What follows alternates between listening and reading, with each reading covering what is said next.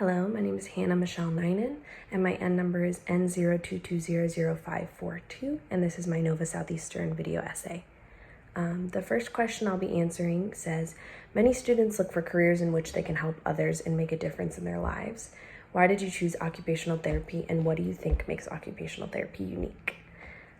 The aspect of occupational therapy that interests me the most is the progression of care. In my past job as a nurse helper, I was equipped to watch and take care of Baker Acts. And Baker Acts are defined as individuals who struggle with mental illness or with drug and alcohol abuse, and they are seen as a harm to themselves or to others. And as I was a nurse helper, I realized that I was able to know someone for about a week, and I was able to take care of them and talk to them, but I was never able to see their full progression of care. Once they were discharged from the hospital, I would never see them again, and I didn't like that aspect of it. Whereas with therapy, you can begin with a patient who had a surgery or who came in with chronic illness or mental health illnesses, and you were able to help them through a progression of weeks or months, and you're allowed to be there at every step of the way. As far as what makes occupational therapy unique, I personally love the creativity that you can bring into occupational therapy. I had the opportunity to shadow a pediatric OT clinic, and I noticed that the OTs would do obstacle courses with the kids, or make granola bars, or try and incorporate things that the patients loved into their therapy. And I just think that added a motivation for these patients to get back to doing what they love, and get back to them doing things independently. And I think that just made the experience so unique and something that I want to pursue. I think another aspect of occupational therapy that makes it so unique is the focus on the smaller things. As an exercise specialist, I've been able to work with both PTs and OTs, and I've learned the different approaches that they use.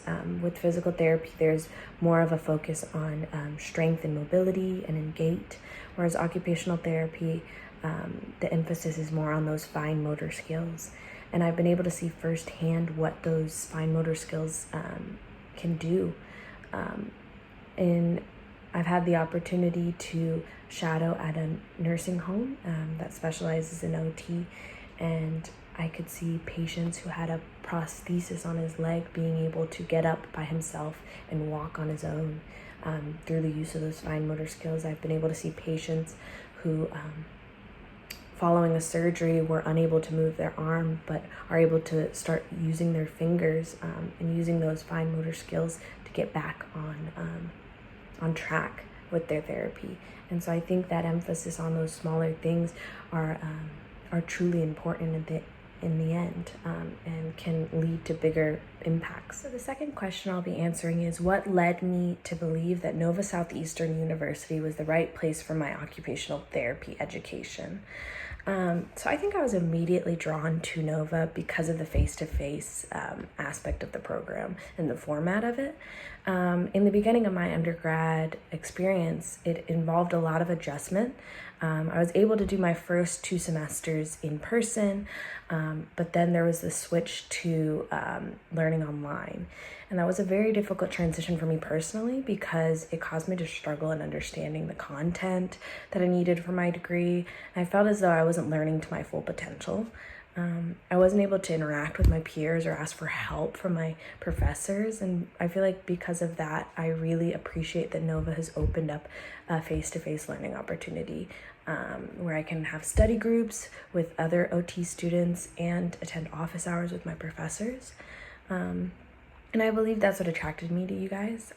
I also have met several alumni and current OT and PT grads who have spoken very highly of Nova's program.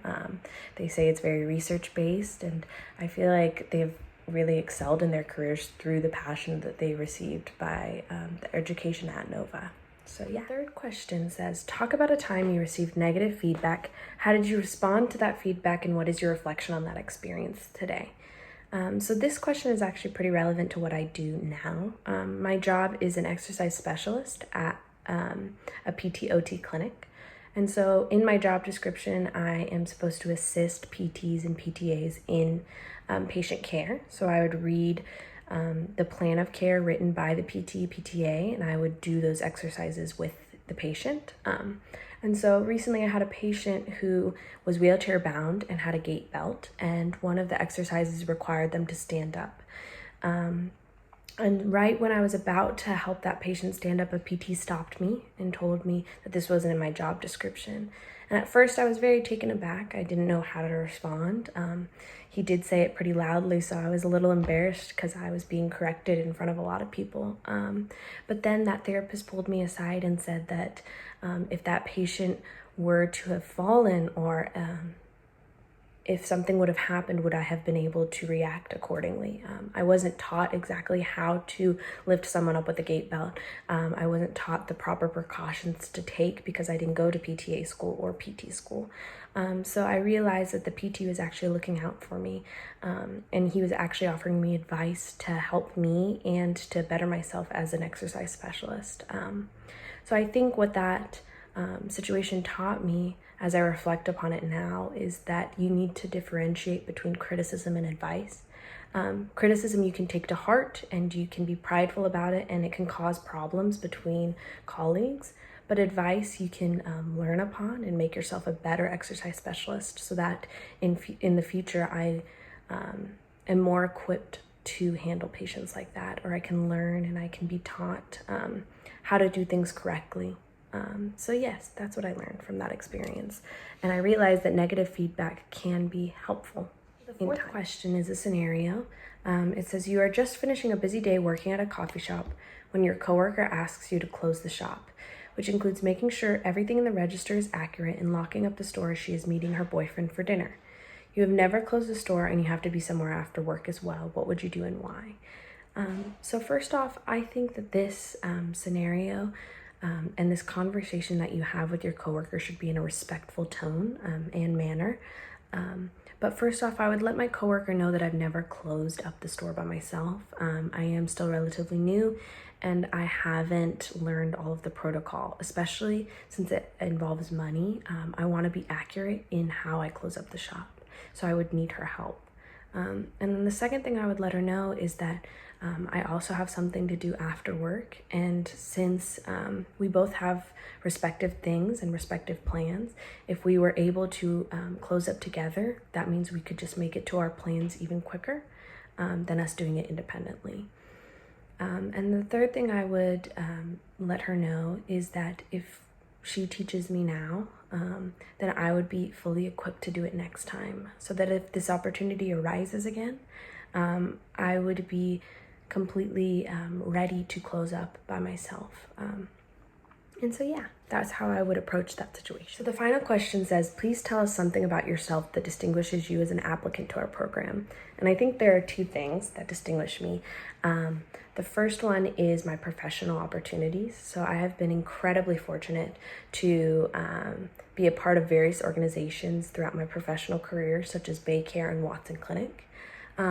In the Baycare setting, I have been able to learn about inpatient needs and how best to care for individuals who are struggling with mental health illnesses and with drug and alcohol abuse. This was also during the height of the COVID-19 pandemic, so I was able to deal with that adversity in healthcare. I was also given opportunities to shadow both PTs and OTs and observe what a daily life in that profession looks like. I was able to view patients who were diagnosed with lymphedema, orthopedic injuries, pelvic floor injuries, and I've been able to work alongside them and see them grow stronger in every visit. At Watson Clinic, I'm currently working alongside physical and occupational therapists and learning about the best ways to progress them and assess patients. I think the second thing that distinguishes me as an applicant is my passion for this field. I've seen statements like motion is lotion and movement is medicine happen before my own eyes. I've seen patients being able to progress and just get stronger at every visit, and I've been able to motivate them alongside that. So I think that's given me an added motivation and an added passion for what I'm about to go into.